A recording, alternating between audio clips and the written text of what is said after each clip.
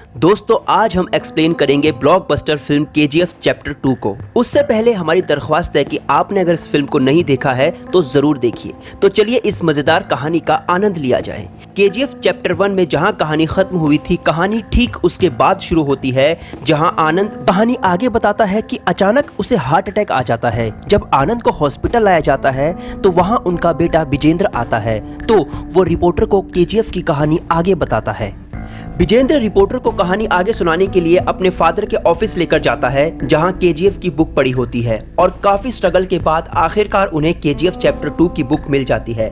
Vijendra reporter को कहानी पढ़कर सुनाता है और कहानी फ्लैशबैक से शुरू होती है, जहां गरुड़ा मर चुका था और सबको लगता है कि केजीएफ का अगला राजा विराट बनेगा। पर यहाँ पर अचानक रॉकी आता है और कुर्सी पर फुल एटीट्यूड से बैठ जाता है और बताता है कि मैंने गरुड़ा ही नहीं, उसके भाई विराट को भी खत्म कर दिया है, और रॉकी कुर्सी का राजा बन जाता है। फिर वो कमल को खत्म कर देता है। कारण ये था कि कमल रॉकी की बेइज्जती करता है। फिर हम फरमान नाम के लड़के को देखते हैं जिसके हाथ में गन थी, पर फरमान की मां कहती है कि वो लड़ाई वाली दुनिया से दूर रहे, पर वो मानता नहीं है क्योंकि रॉकी ने यहाँ के लोगों की जिंदगी और रहन सहन को पूरी तरह से बदल दिया था। वहाँ के लोगों के पास अब घर, अच्छा खाना और कपड़े थे। उसके बाद रॉकी बरनाम से मिलता है जो गरुड़ा का राइट हैंड था। रॉकी जेल में बरनाम से मिलता है, वो मरा नहीं था। रॉकी बरनाम को केजीएफ की सिक्योरिटी संभालने को कहता है।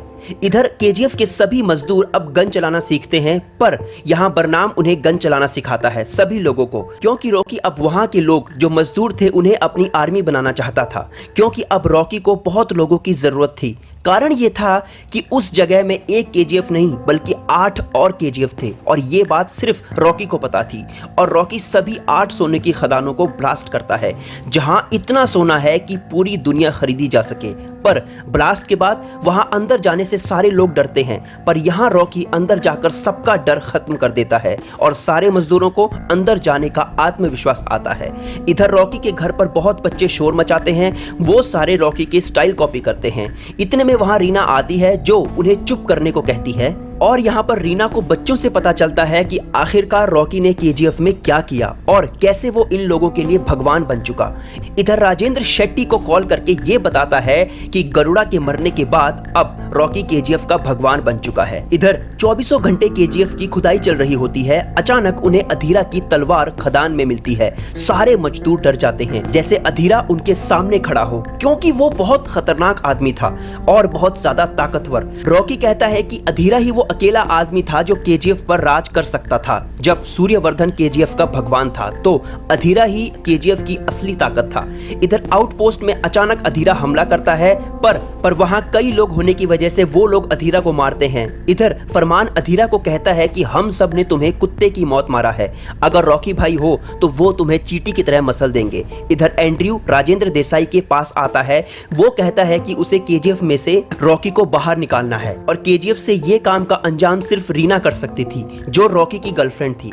एंड्रयू राजेंद्र को मार देता है और जब रीना को पता चलता है तो वो गाड़ी से जाती है और रीना के पीछे पीछे रॉकी भी आता है। इधर गरुड़ा के लोग रीना को बंदी बना लेते हैं। इधर रॉकी उनकी जगह पर जाता है जहां वो उन्हें चुन चुन कर मारता है। इधर अधीरा रॉकी को गोली मारता है और अधीरा यहाँ पर रॉकी को जख्मी हालत में छोड़ देता है, क्योंकि जब उनके लोगों को ये पता चलेगा कि उनके भगवान की हालत क्या हो चुकी है तो उनके मन में अधीरा के लिए डर पैदा होगा। जब रॉकी को जख्मी हालत में वहां लाया जाता है तो वहां के लोग रॉकी को देखकर पूरी तरह से बिखर जाते हैं। इधर शेट्टी रॉकी के खास आदमियों को पार्टी में बुलाता है तो शेट्टी सबके खाने में जहर मिला देता है, सारे मर जाते हैं। रॉकी के साथ काम करने वाले सभी लोग मारे जाते हैं। जब अगली सुबह रॉकी की आंख खुलती है तो शेट्टी का फोन आता है जो रॉकी की बेइज्जती करता है और कहता है कि उसने उसके सभी लोगों को मरवा दिया है। वो रीना को भी बुरा बोलता है। इधर रॉकी पूरी तरह से टूट जाता है। वो केजीएफ का गोल्ड और रीना को लेकर इंडिया से बाहर चला जाता है। केजीएफ के बाकी लोग और शेट्टी को लग रहा था कि रॉकी हमेशा के लिए चला गया है और उसने केजीएफ को छोड़ दिया है, वो कभी वापस नहीं आएगा। पर रॉकी इधर इनायत खलील से मिलने गया था। वो बिजनेस करने गया था उससे। रॉकी कहता है कि वो अफ्रीका से गोल्ड सीधा इंडिया लाएगा और रिस्क बस उसका होगा। इधर इनायत कहता है कि मुमकिन नहीं है क्योंकि इंडिया की सरकार गिरने वाली है और अधीरा सारी फौज केजीएफ की तरफ लेकर आ रहा है। तुम्हारा राज तो चला गया, अब तुम खत्म होने वाले हो। इधर इनायत को फोन आता है अचानक और पता चलता है कि इंडिया में इनायत के लोग मारे गए हैं और उसके सभी अड्डों पर छापा मारा जा चुका है। इनायत चौंक जाता है। रॉकी इधर इनायत की सारी गन ले लेता है और जब अधीरा केजीएफ की तरफ बढ़ता है तो केजीएफ के सारे लोग अधीरा के लोगों पर पावरफुल गन से वॉर करते हैं। अधीरा के लोग मारे जाते हैं। अधीरा भी यहाँ पर घायल हो जाता है पर रॉकी उसे वैसे ही छोड़ देता है। इधर जब अधीरा पूरी तरह से घायल होता है तो वो कहता है कि मेरे शरीर में जो ये घुसा हुआ लोहा है मुझे याद दिलाएगा कि कैसे मुझे इन लोगों ने मारा था। दूसरी तरफ पांडियन की सरकार बच जाती है पर यहाँ पर रॉकी कहता है कि ये ज्यादा देर नहीं चलने वाला है क्योंकि आज नहीं तो कल रमिका सेन की सरकार सत्ता में आ जाएगी। और होता भी यही है। ठीक 3 साल बाद 1981 को रमिका सेन की सरकार बन जाती है जो एक पावरफुल लीडर थी। वो एक तरह से तानाशाह थी। इधर एक ऑफिसर रमिका को रॉकी के बारे में बताता है कि वो कितना पावरफुल है, जिसे लोग भगवान समझते हैं। उसे सोने का राजा कहा जाता है। तो रमिका पुलिस ऑफिसर्स की बहुत बड़ी टुकड़ी केजीएफ जाने को कहती है। जब पुलिस केजीएफ जाती है तो केजीएफ के लोग पुलिस को आगे नहीं आने देते क्योंकि उन्हें पता था कि ये सब खत्म हो जाएगा अगर पुलिस केजीएफ के अंदर आ जाएगी। तो सारी पुलिस पीछे हट जाती है। अब केजीएफ इतनी डेवलप हो चुकी है कि उस जगह की चर्चा पूरी दुनिया में होती है। तभी वहां एक जर्नलिस्ट आता है और फोटो लेने लगता है, ये सोचकर कि वो यहाँ के काले करतूतों की बातें सारी दुनिया को बताएगा। पर यहाँ जब उस जर्नलिस्ट को रॉकी के सामने लाया जाता है तो रॉकी कहता है कि वो केजीएफ की फोटो ले सकता है और वो वही लिखे जो केजीएफ में रहकर उसे लगा, लोगों की बातों में ना आए। इधर रमिका केजीएफ के कई अड्डों पर छापे मारती है पर उन्हें कुछ भी नहीं मिलता। उन्हें खाली हाथ लौटना पड़ता है सिवाय एक छोटे से सोने के बिस्किट के अलावा। दूसरी तरफ रॉकी इधर ड्रैगन गन के बारे में जानकारी ले रहा होता है कि अचानक उसे खबर मिलती है कि उसके सभी अड्डों पर सरकार ने छापा मारा है और उन छापों में एक सोने का बिस्कुट भी वो ले गए। तो इधर रॉकी सोने के टुकड़े को लेने के लिए पुलिस स्टेशन जाता है।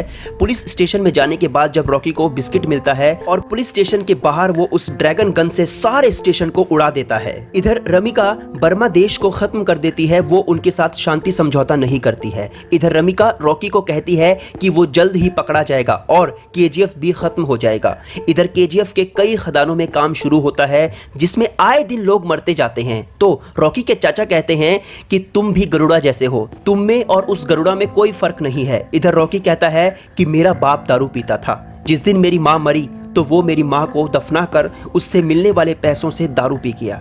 इधर कुछ दिन बाद रॉकी की शादी हो जाती है नीना के साथ। इसके बाद रॉकी पीएम के पास जाता है और कहता है कि उसे अरेस्ट कर लो और उसके सभी केजीएफ के खदानों को सील कर दो। इधर पार्टी के मेंबर रमिका को बताते हैं कि उनकी पार्टी के लिए बहुत सारा फंड केजीएफ की खदानों से आता है, तो इसलिए वो रॉकी को अरेस्ट नहीं कर सकते किसी भी बिहाफ पर। दूसरी तरफ अधीरा को केजीएफ के अंदर जाने का रास्ता मिल चुका है पर इसमें वो रॉकी को कमजोर करता है। अधीरा सबसे पहले रीना और उसके पेट में पल रहे बच्चे को मार देता है जिसमें रॉकी की दुनिया उजड़ जाती है। इधर अधीरा रॉकी के सभी खदानों पर हमला करता है। इधर रॉकी और अधीरा के बीच में बहुत भयंकर लड़ाई होती है और अधीरा रॉकी को बुरी तरह से मार देता है। रॉकी थोड़ा सा कमजोर पड़ता नजर आता है।